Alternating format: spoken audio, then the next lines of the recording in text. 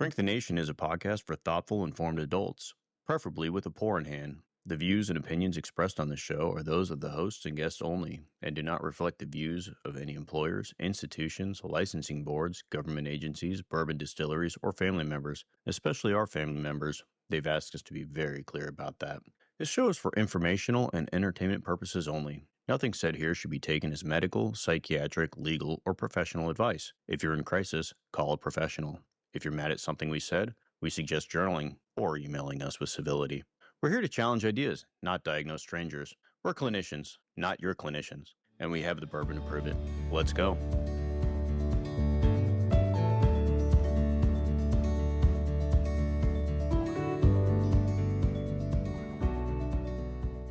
All right, today's episode is a little bit of a mood board for the American psyche. We've got a president throwing a tantrum over a Nobel Prize he didn't win, administration flirting with martial law like it's a midline crisis purchase, and a group of young politicos whose private group chat reads like Freud's notes on the id, but drunk. This isn't a policy episode. This is about the psychology underneath all that noise, the validation hunger, the control panic, and the shadow work we refuse to do as a country. Every headline this week is basically a therapy session that got hijacked by a narcissist, a drill sergeant, and a frat boy. Support something strong, get comfortable. We're not lecturing tonight. We're diagnosing the national defense mechanisms.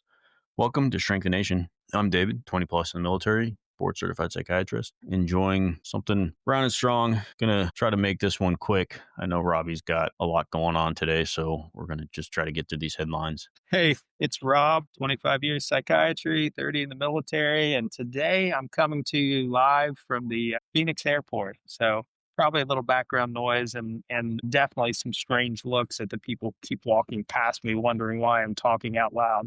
Talking to yourself is a strange word. Just shout things every once in a while. You'll be used to it. Given the headlines, I have no doubt I will. Excellent. First topic, force poor, politics of validation. So President Trump melting down over the Nobel snub. Here's a little background on this one. After the Nobel Committee awarded the 2025 Peace Prize to the Venezuelan opposition leader, Maria Corina Machado, President Trump lashed out publicly, calling the decision rigged and accusing the committee of putting politics over peace. White House surrogates and allies echoed his outrage, framing his admission as proof that global institutions conspired to deny him recognition for his, quote, historic peacemaking. Robbie, psychologically, what are we looking at on this one? Psychologically, I'm looking at confusion because I don't know what peace was made.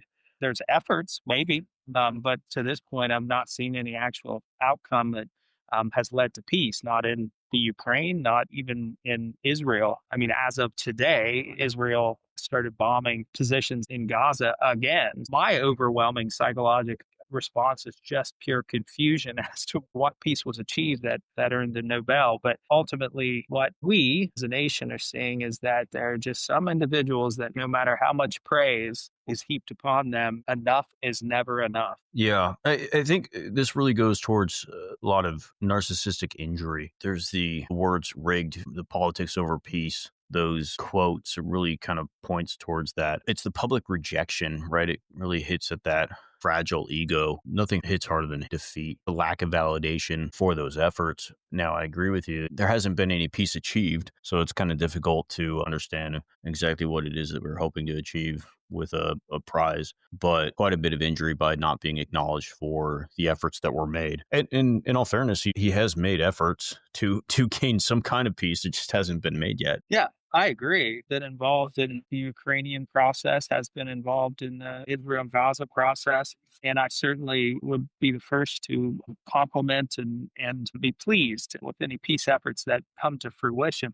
But the odd thing in this scenario is that my understanding is that the Peace Prize is actually voted on in January. It just so happens that it's issued at this time of year. So January of this year, nothing had been done. So I don't understand the outrage, but I certainly saw it. And the other piece of this is I found interesting the allies or the folks that surround the president, how vocal they got in propping up that ego when the award did not go to Trump, how performative his allies felt they needed to be in order to heap praise upon a man who ostensibly has accomplished a lot. So the question that ends up popping into my mind is why? Why does he need continued validation and praise, he's done okay for himself. Yeah, almost an addiction to it, right? Like it's there's that need for more and more. It's almost like that dopamine circuit that you get with substances. The more validation that you get for what you do, the more that you need. Even though there's obviously a lot of success, it's just not enough. The next headline needs to be bigger than the previous. You're president of the United States. So when is enough enough? And I guess the answer is never at this point. Yeah. Well, those momentary surges of dopamine with praise feel very good. It does dissipate relatively quickly. So you then go searching for the next hit, which is never hits quite like you want it to, I guess. And then it drifts back away. So one does have to wonder about sort of under the defenses, under everything that we get to see, just what the underlying mental core of this person is and their concerns about themselves. And, again, ultimately, he's tried. And so I'll give him credit for that. And if does achieve peace in either one of those places, then I would say he absolutely deserves the Peace Prize. But it would be next year, not this year. Yeah.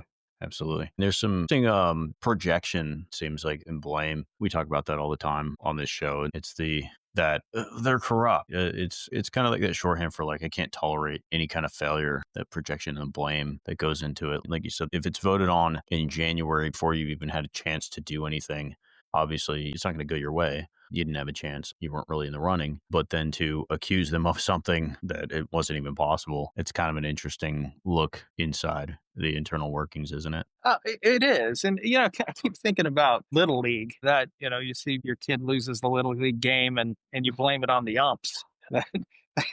They made bad calls and that's the reason you lost. But it's, fundamentally anything that challenges one's self-confidence, you have the option of accepting that and saying, okay, maybe I didn't deserve it. Maybe I'm not as good as I think I am, or maybe I didn't do as good a job as I think I did. Or you blame corruption, you blame the other guy, you blame the umps.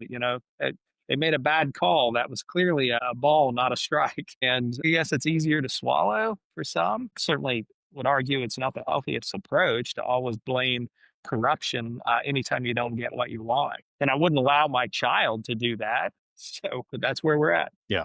Well, I mean, it certainly is a interesting place to be right now.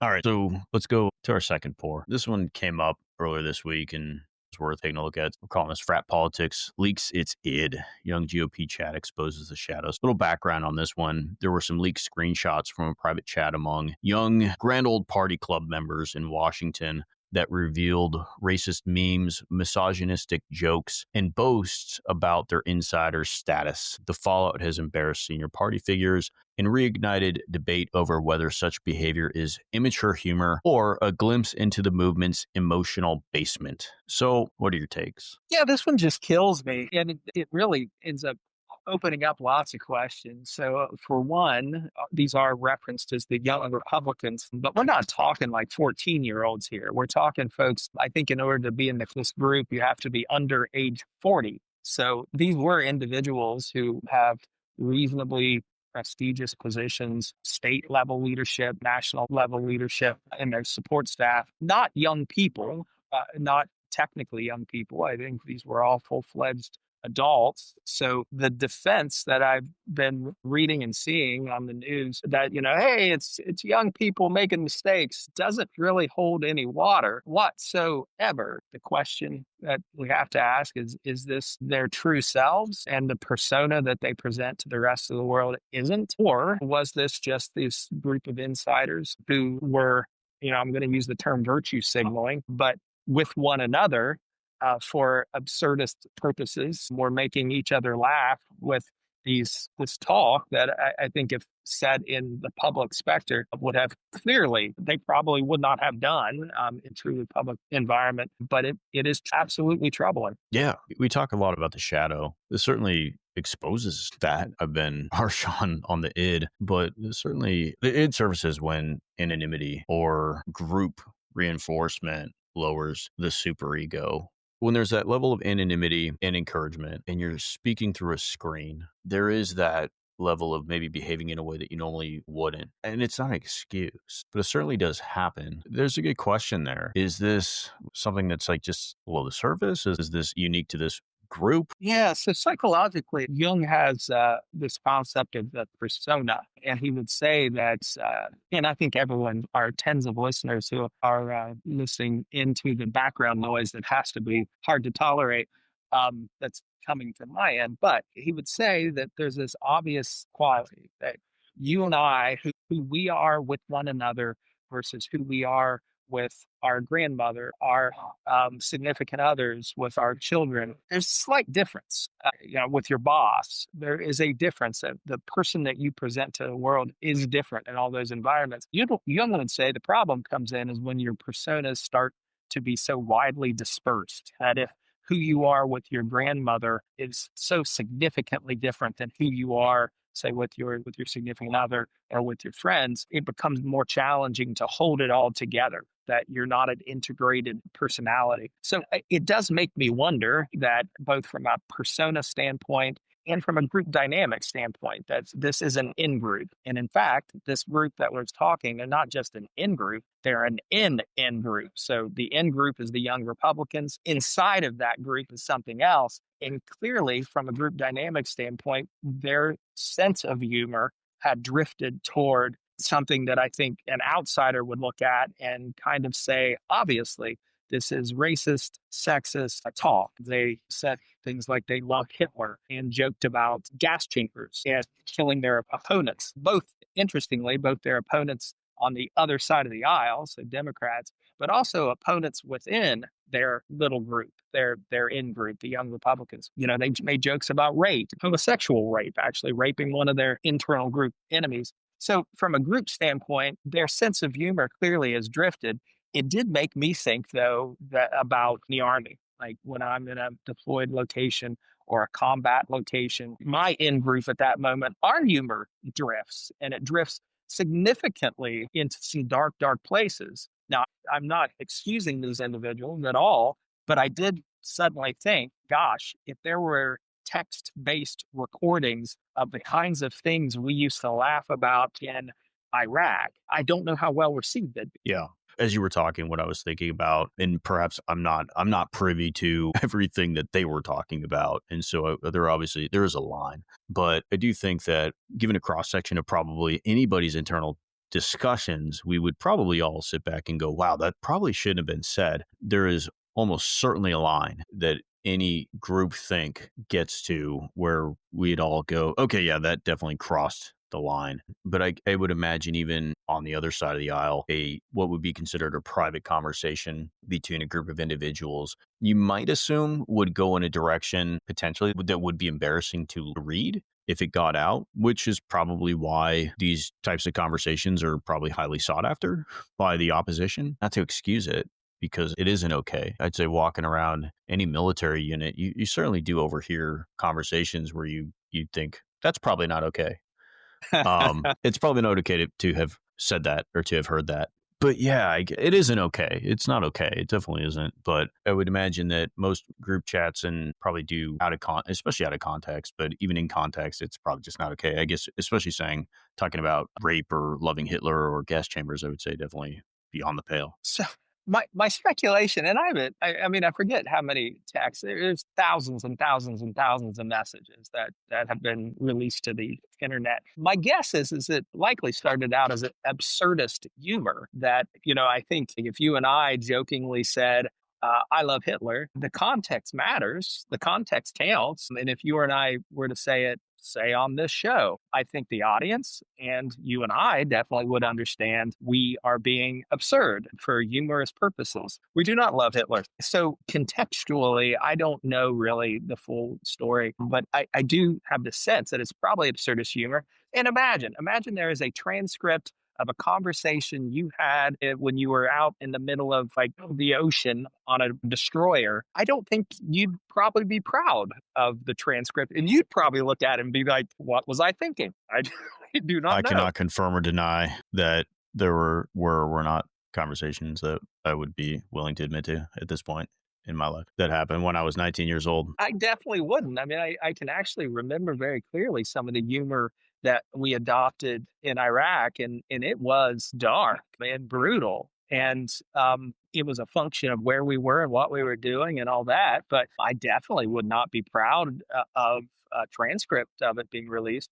But this is the other component of this is the world that we live in now and the ease of communication. There are records now of our communication. I mean, there's transcripts. Yeah, I think there's probably a bit of one, read the room, and two, understand, your role within society and what you're asking within that. I guess if you're in a group chat of fellow soldiers in the middle of a war zone, your conversations amongst fellow soldiers who may or may not die tomorrow might be viewed differently by the public from those of the people who are asking to be viewed as potential leaders of the country that are in a group chat with people solely in that position. That's the only reason they're in a group chat, is because they're being viewed as candidates for leadership positions to head the country. So yeah, I think there's probably a piece of that plays into it. Fundamentally, what we're asking here, and then talking about alternatives, but I think the fear is this a window into their truest selves? That are these truly the belief structure that they hold? That is frightening because you're absolutely right. This is a group who's angling to be the next generation of leadership of the GOP. And my sense is that most of us wouldn't vote for gas chambers and Hitler. Well, and I'd also venture to guess, and I don't want to be apologetic for anybody, but much like anybody else, is that on a group chat of that nature, my suspicion is that somebody within that group chat, and I couldn't tell you who, but somebody, yes, holds those views. Somebody, and maybe several other people, probably don't hold those views, but don't feel comfortable calling that out as inappropriate for fear of being ostracized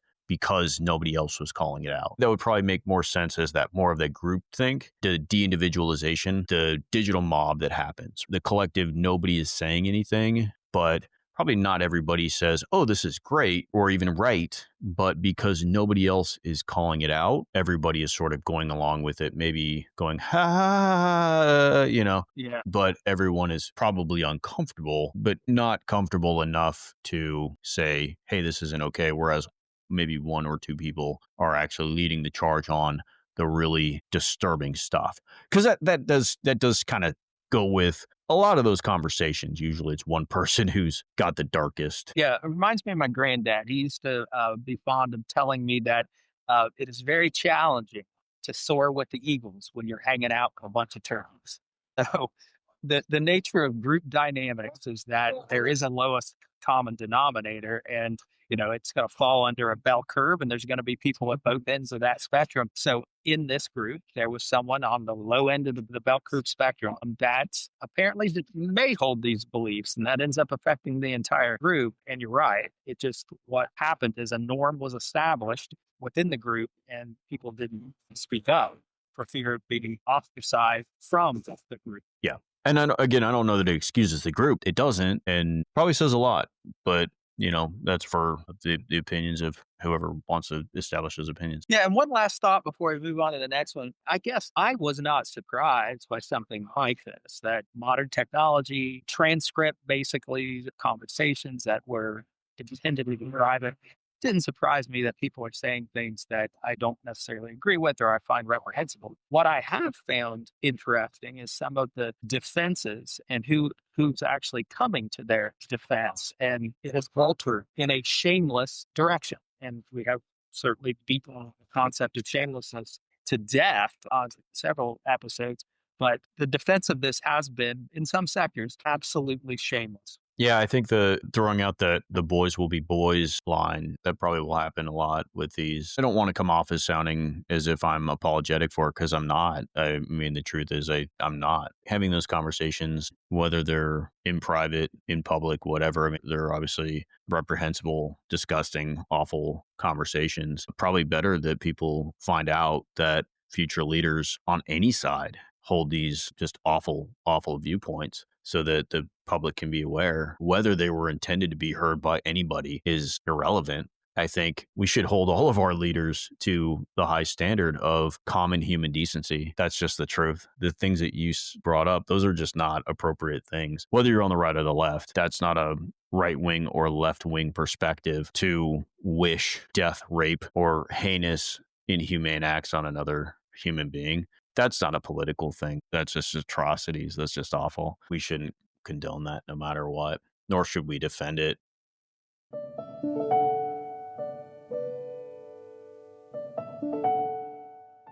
Hey, it's Rob from Shrink the Nation.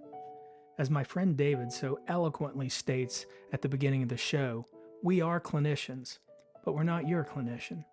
We love to joke around and dive into the tough topics, but there's something really important we need to say. If you're struggling with your mental health or facing substance use issues, we want you to know you're not alone. We have dedicated our professional careers to mental health, and we care deeply about it. It's okay to ask for help. Reaching out to a professional in your area could be the first step toward feeling better. Don't wait. There's support out there, and it works. Please take that first step. We want you to be well. Now let's get back to the show. Oh, and don't tell David I said he was eloquent. He'll be insufferable.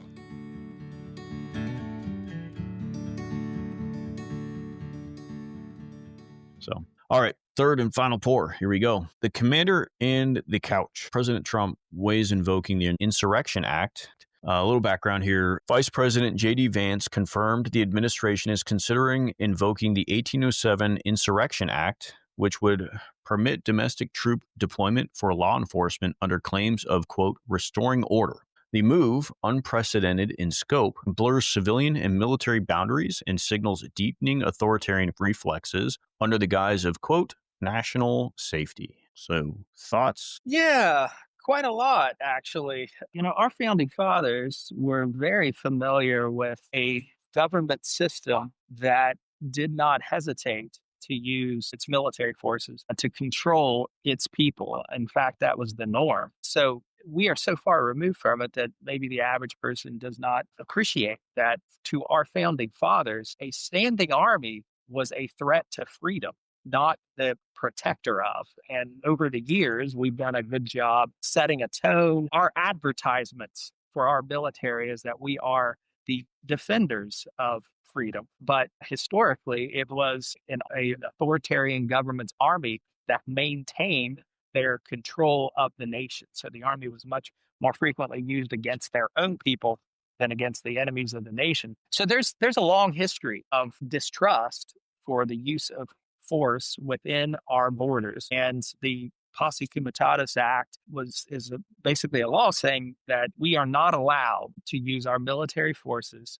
to uphold the laws of the nation. We have other bodies that uphold our laws. We have police forces. So, theoretically, at least, deploying federal troops internal to the United States is a violation of that and is historically something that is concerning. I think our founding fathers would be very concerned about this because they put a lot of effort into thinking through how they protect this budding democracy, this new experiment in government into the future. So, from a psychological perspective, it reeks of, let's say, regression under stress. Our nation is stressed out, and we're reverting to this punitive parent mode instead of self-reflection. We're very much stressed out at this point. We have more polarization than any time in recent history, which we can argue for hours as to why. But rather than figure out how to resolve that, we're trying to make it worse. And it's like going back to our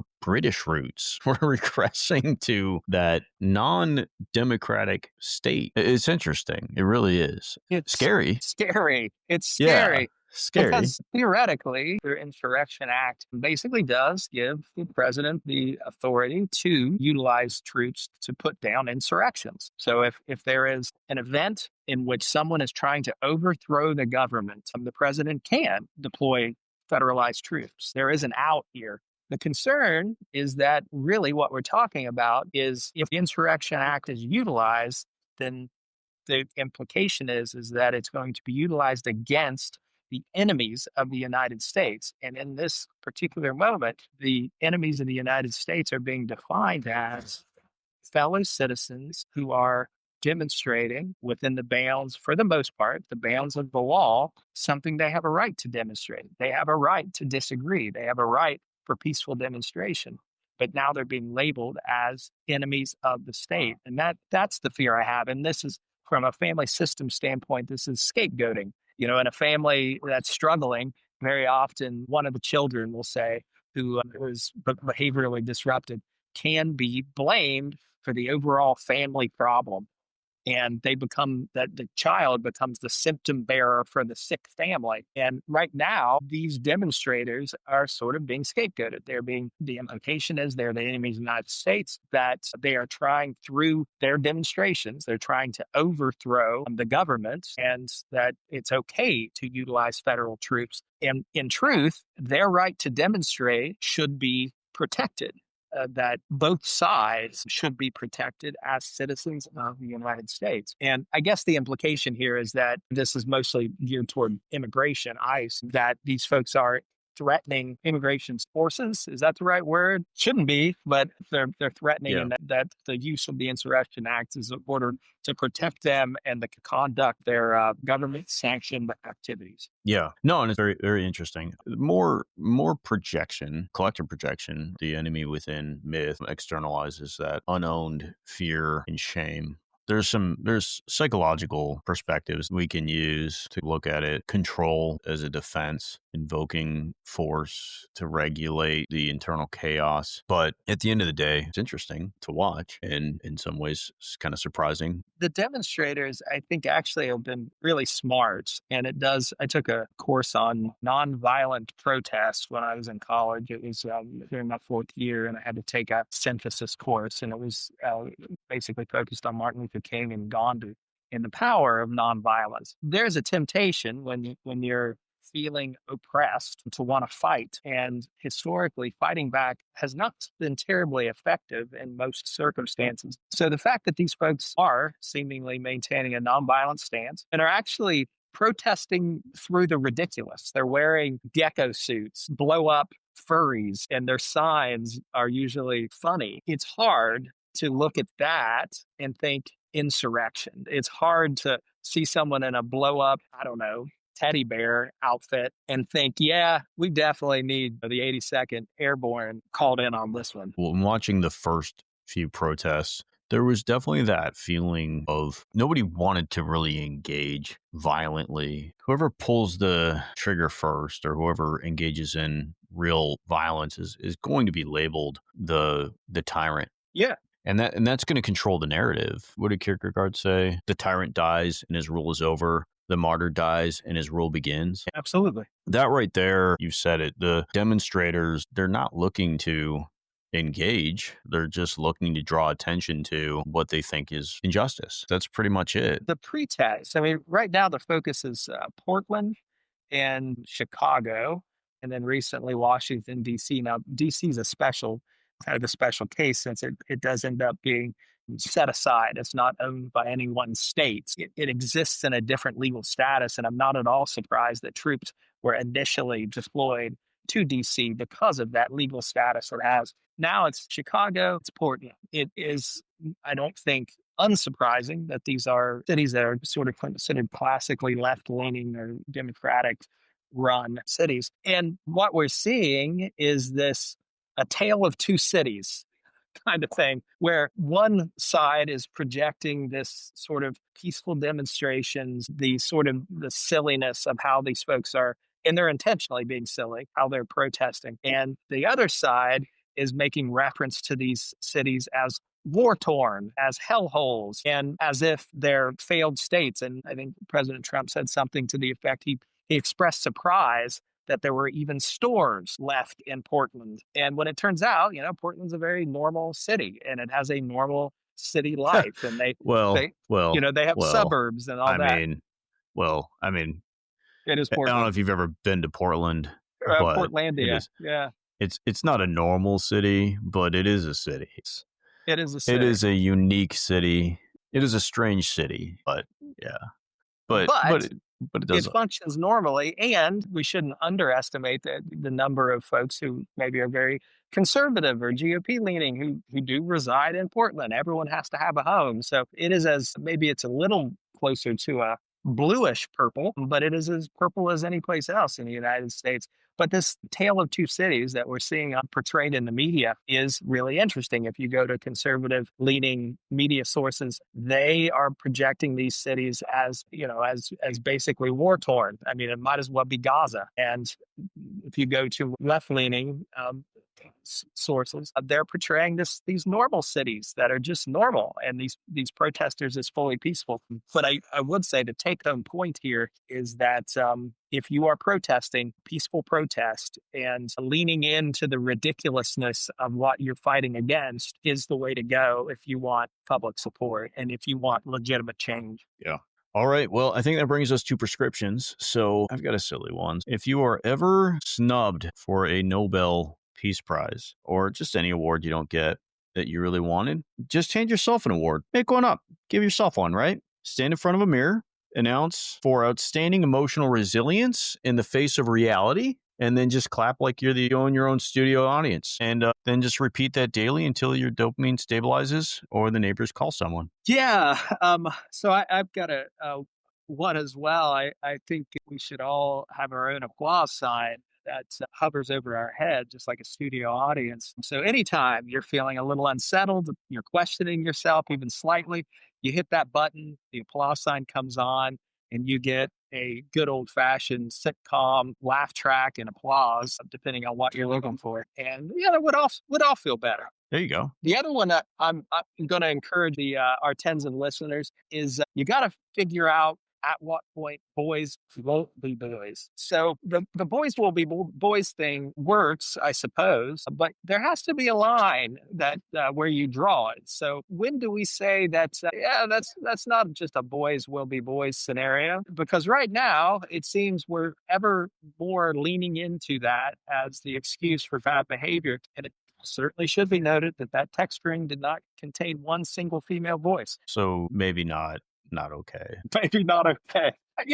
Boys will be boys, but that doesn't mean they don't need punched in the face on occasion too. That's another thing boys often require is some externally opposed disciplines. Sure, boys can be jerks, but that doesn't mean they don't need spanked. True. Well, I think that pretty much wraps up this episode. Thank you to everybody who stuck around. Hopefully not all that background noise made it, but we'll see. Hey, we'll cross our fingers. Smash that subscribe, hit like, reach out, shrinkthenation.com, subscribe to our weekly newsletter, and I think that's it.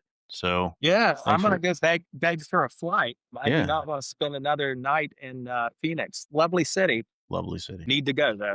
Thanks everybody, and cue up that music, and we're out.